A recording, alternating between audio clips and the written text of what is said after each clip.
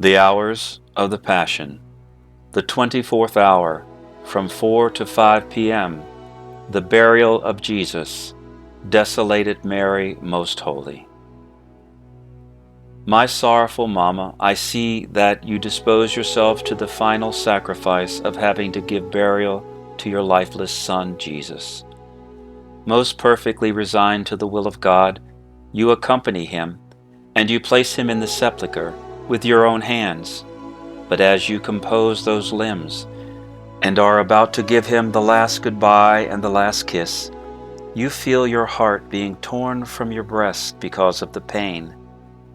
Love nails you to those limbs, and by force of love and sorrow, your life is about to fade together with your lifeless Son. Poor Mama, how shall you go on without Jesus? He is your life, your all. Yet it is the will of the Eternal One that wants it so. You will have to fight with two insurmountable powers, love and divine will. Love nails you in such a way that you cannot separate from him. The divine will imposes itself and wants the sacrifice. Poor Mama, how will you go on? How much compassion I feel for you. Oh, please, angels of heaven, come to raise her from the stiffened limbs of Jesus. Otherwise she will die. But, oh, portent, while she seemed to be extinguished together with Jesus, I hear her voice trembling and interrupted by sobs say, "Beloved Son, O Son, this was the only relief which was left to me, and which halved my pains, your most holy humanity, pouring myself out on these wounds, adoring them, kissing them. Now this too is taken from me, because the divine will wants it so, and I resign myself. But know, Son, that I want it, and I cannot.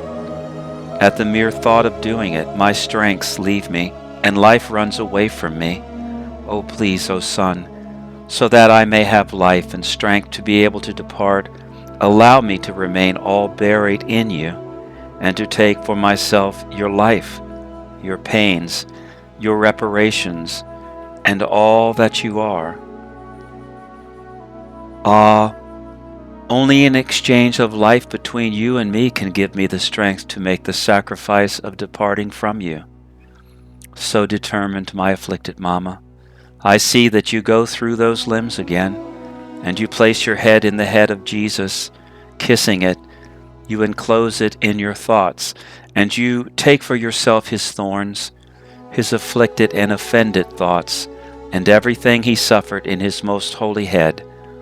Oh, how you would want to animate the intelligence of Jesus with your own, to be able to give life for life.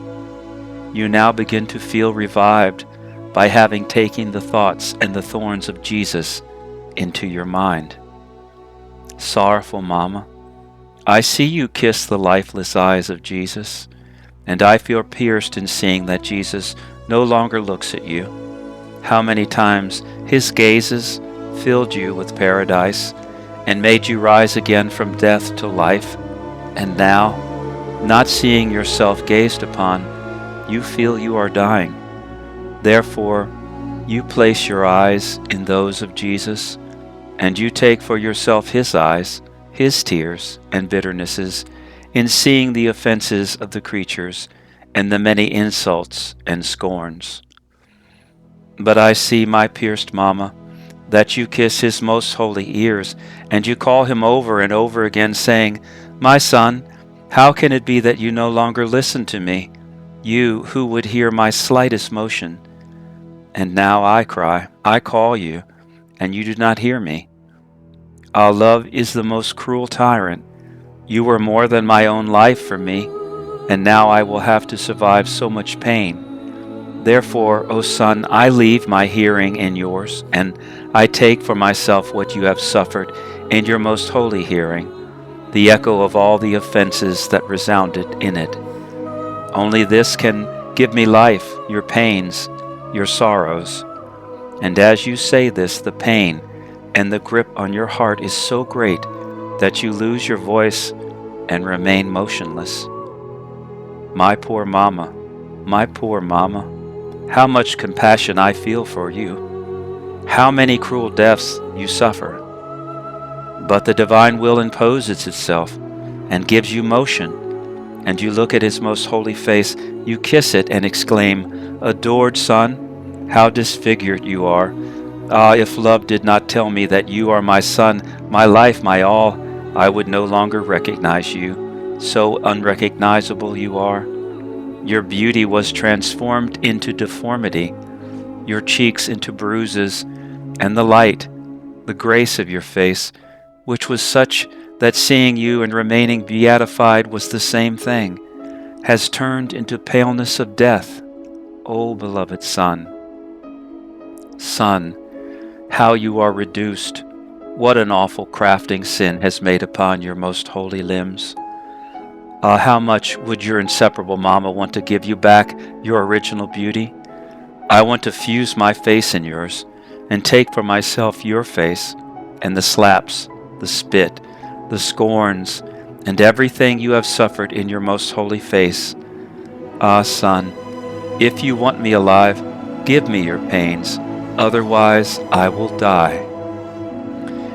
And your pain is so great that it suffocates you. It breaks your speech, and you remain as though lifeless on the face of Jesus. Poor Mama, how much compassion I feel for you. My angels come to comfort my Mama. Her sorrow is immense. It inundates her, it suffocates her, and leaves her no more life or strength. But the divine will, breaking through these waves, gives life back to her. You are now at the mouth of Jesus, and kissing it, you feel your lips embittered by the gall, which so much embittered his mouth, and sobbing you continue, Son, say a last word to your Mama. How can it be that I will no longer be able to listen to your voice? All of the words you have spoken to me in life, like many arrows, wound my heart with sorrow and with love. And now seeing you mute, they put themselves in motion once again within my lacerated heart. They give me many deaths, and would want to snatch by force a last word from you. But not receiving it, they torment me, and they say to me, So, you will no longer hear him. You will no longer hear his sweet accent, the melody of his creative word. He created as many paradises in me as words that he spoke. Ah, my paradise is finished, and I will have nothing but bitternesses. Ah, Son, I want to give you my tongue in order to animate yours. Give me what you suffered in your most holy mouth, the bitterness of gall, your ardent thirsts, your reparations and prayers, and so hearing your voice through them, my sorrow will be more bearable, and your Mama will be able to live through your pains. Tormented Mama, I see you. Hasten, because of those who surround you want to close the sepulchre. And almost flying, you take the hands of Jesus between yours. You kiss them. You press them to your heart, and placing your hands in his, you take for yourself the pains and the piercings of those most holy hands. Then you fly over the feet of Jesus, looking at the cruel torture that the nails have made in them. And as you place your feet in them, you take for yourself those wounds, and you offer yourself to run towards sinners in the place of Jesus in order to snatch them from hell. Anguishing Mama, I see you give the last goodbye to the pierced heart of Jesus. Here you pause. It is the last assault to your maternal heart. You feel it being torn from your breast because of the vehemence of love and pain, and by itself it runs to place itself in the most holy heart of Jesus. And you, seeing yourself without a heart, hasten to take his most holy heart into yours. His love rejected by many creatures, his many ardent desires not fulfilled because of their ingratitudes, and the pains and piercings of that most holy heart, which will keep you crucified for the rest of your life. And looking at the wide wound, you kiss it. You lap up the blood, and feeling the life of Jesus in yourself, you have the strength to fulfill the bitter separation. Then you embrace him, and you allow the sepulchral stone to close on him. My sorrowful Mama, crying, I pray you not to allow for now that Jesus be taken away from our gaze. Wait for me to first enclose myself in Jesus in order to take his life within me.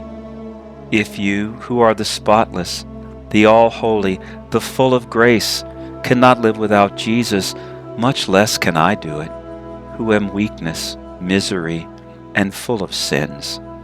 How can I live without Jesus? Sorrowful Mama, do not leave me alone. Take me with you. But first, place all of myself in Jesus. Empty me of everything in order to place all of Jesus within me, just as you placed him within yourself. Begin with me the maternal office which Jesus has given you on the cross. Let my extreme poverty break through your maternal heart, and with your own hands enclose me completely in Jesus. Enclose the thoughts of Jesus in my mind, that no other thought may enter into mine. Enclose the eyes of Jesus within mine, that he may never escape from my gaze, and his hearing in mine, that I may always listen to him and do his most holy will in everything. Place his face within mine, so that by looking at him, so disfigured for love of me, I may love him, compassionate him, and repair. His tongue in mine, that I may speak, pray, and teach with the tongue of Jesus. His hands in mine, so that each movement I make and each work I perform may have life from the works and actions of Jesus. Place his feet in mine, so that each one of my steps may be a life of salvation, of strength, and of zeal for the other creatures. And now, my afflicted Mama, allow me to kiss his heart, and to lap up his most precious blood, and you yourself enclose his heart in mine, that I may live of his love, of his desires, of his pains. Lastly, take the stiffened right hand of Jesus, that he may give me the last blessing. The stone closes the sepulchre, and you, tortured, kiss it, and crying, you give him the last goodbye and depart. But your pain is so great that you remain almost petrified as your blood runs cold. My pierced Mama, together with you, I say goodbye to Jesus, and crying, I want to compassionate you and accompany you in your bitter desolation. I want to place myself at your side to give you a word of comfort, a gaze of compassion at each sigh, strain, and sorrow of yours. I will gather your tears, and I will sustain you in my arms if I see you faint. But I see that you are forced to return to Jerusalem along the path from which you came. After only a few steps, you already before the cross on which Jesus suffered so much and died. You run to embrace it, and in seeing it colored with blood, the pains that Jesus suffered on it are renewed in your heart, one by one. But unable to contain the pain, sobbing, you exclaim, O cross, how could you be so cruel with my son? Ah, you have spared him nothing. What wrong had he done to you? You have not permitted me, his sorrowful Mama, to give him even a sip of water while he was asking for it, and to his parched mouth you gave gall and vinegar. I felt my pierced heart melt, and I wanted to offer it to his lips to quench his thirst, but I had the sorrow of seeing myself rejected. O cross, cruel, yes, but holy, because divinized and sanctified by contact with my Son. Turn that cruelty which you used with him into compassion for miserable mortals, and for the sake of the pains he suffered on you, impetrate grace and strength for the souls who suffer, so that not one of them may be lost because of tribulations and crosses. Souls cost me too much. They cost me the life of a son, God, and as co-redemptrix and mother, I bind them. I bind them to you, O cross. And after kissing it over and over again, you leave. Poor Mama, how much compassion I feel for you. At each step and encounter, new pains arise, which increase in their immensity and become more bitter. They inundate you, they drown you, and you feel you are dying at each instant. And you are now at the point at which you met him this morning, exhausted, under the enormous weight of the cross, dripping blood, and with a bundle of thorns on his head, which bumping against the cross penetrated deeper and deeper, giving him pains of death at each blow. In crossing your gaze, the gaze of Jesus looked for pity, but the soldiers pushed him and made him fall to deny you this comfort, making him shed new blood. You see the ground soaked with it. You throw yourself to the ground and you kiss that blood. I hear you say, "My angels, come to place yourselves as guardians of this blood, so that not one drop of it may be tread upon and profaned." Sorrowful Mama, allow me to give you my hand to lift you and raise you, because I see you faint on the blood of Jesus. As you walk, you find new sorrows. Everywhere you see traces of blood, and you remember the pains of Jesus. So you hasten your step and enclose yourself in the cenacle. I too enclose myself in the cenacle, but my cenacle is the most holy heart of Jesus, and from there I want to come to you, to keep you company in this hour of bitter desolation. My heart cannot bear leaving you alone in so much sorrow. But I feel pierced in seeing that as you move your head, you feel the thorns you have taken from Jesus penetrate into it, the pricks of all our sins of thought, which penetrating even into your eyes make you cry tears of blood. And since you have the sight of Jesus in your eyes, all the offenses of the creatures pass before your sight. How embittered you remain, how you comprehend all that Jesus has suffered, having his own pains within you. But one pain does not wait for another. As you prick up your ears, you feel deafened by the echo of the voices of the creatures, and from the variety of these offenses that reach your heart and pierce it. And you say, "Son, how much you have suffered." Desolate Mama, how much compassion I feel for you. Allow me to dry your face, wet with tears and with blood. But I feel like drawing back on seeing it now covered with bruises, unrecognizable and pale, with a mortal paleness. I understand these are the mistreatments against Jesus which you have taken upon yourself, and which make you suffer so much that as you move your lips in prayer, or as your inflamed breast sighs, you feel your breath embittered on your lips, burned by the thirst of Jesus. Poor Mama, how much compassion I feel for you. Your sorrows increase evermore, and as I take your hands in mine, I see them pierced by nails. It is in your hands that you feel the pain and see the murders, the betrayals, the sacrileges, and all the evil works, repeating the blows, widening the wounds, and embittering them more and more. How much compassion I feel for you. You are the true crucified Mother, so much so that not even your feet remain without nails. Even more, you feel them not only being pierced, but as torn by many iniquitous steps, and by the souls who go to hell, and you run after them, that they may not fall into the eternal flames. But this is not all, pierced Mama. All of your pains, uniting together, echo in your heart and pierce it, not with 7 swords, but with thousands and thousands of swords. More so, since you have the divine heart of Jesus within you, which contains all hearts, and in whose heartbeat the heartbeats of all are enclosed, and in beating it says, "Souls love." And from the heartbeat souls, you feel all sins flow in your heartbeat, and death being inflicted on you, while in the heartbeat, love. You feel life being given to you. Therefore, you are in a continuous act of death and of life.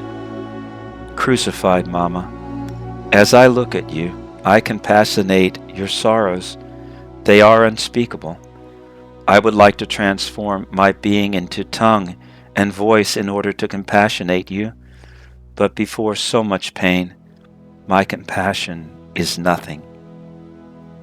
Therefore, I call the angels, the very sacrosanct Trinity, and I pray them to place their harmonies, their contentments, and their beauty around you, to soothe and compassionate your intense sorrows, to sustain you in their arms, and to requite all of your pains with love.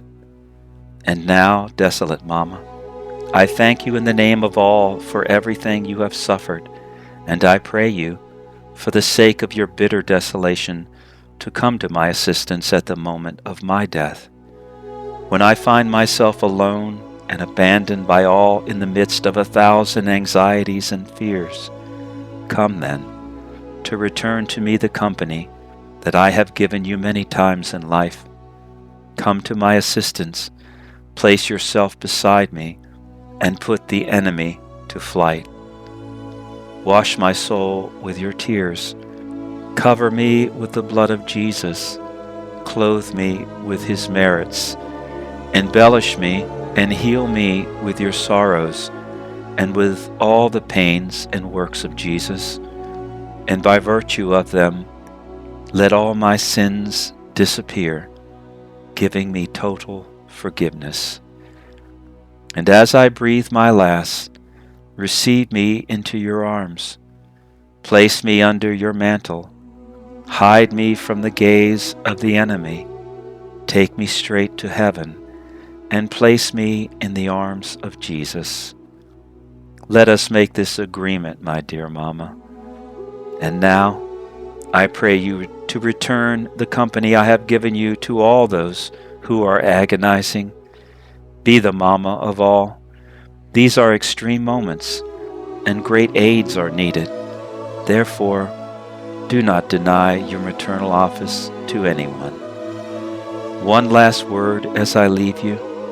I pray you to enclose me in the most sacred heart of Jesus, and you, my sorrowful Mama, be my sentry, so that Jesus may not put me out of it, and I, even if I want it, may not be able to leave. So I kiss your maternal hand, and you bless me.